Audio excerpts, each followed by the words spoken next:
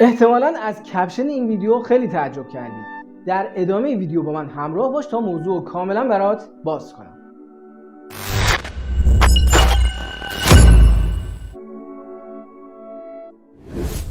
آیا ممکنه تجارت الکترونیک بدون داشتن وبسایت یا شبکه‌های اجتماعی؟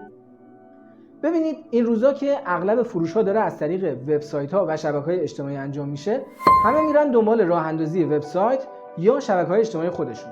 اما هزینه‌های بالایی داره اینکه شما یه سایت رو نگهداری کنید، به‌روزرسانی کنید یا اینکه مدام تولید محتوا کنید و تو شبکه‌های اجتماعی ارسال بدید.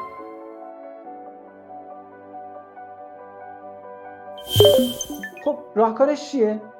همونطور که میدونید توی کشور ما اقتصاد کلان به صورت دولتی مدیریت میشه. پس دولت بزرگترین فعال اقتصادیه و در نتیجه دولت بزرگترین مصرف کننده کالا و خدمات در ایرانه.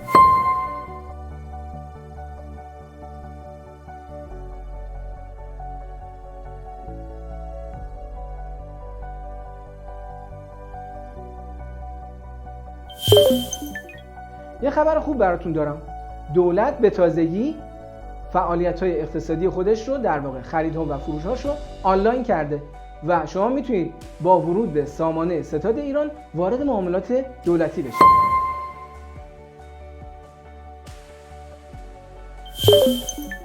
مزیت ستاد ایران اینه که بدون وابستگی به میزان تحصیلات، میزان سرمایه و مجوزهایی که دارید میتونید به فهرست معاملات وارد بشید و توی معاملات دولتی شرکت کنید.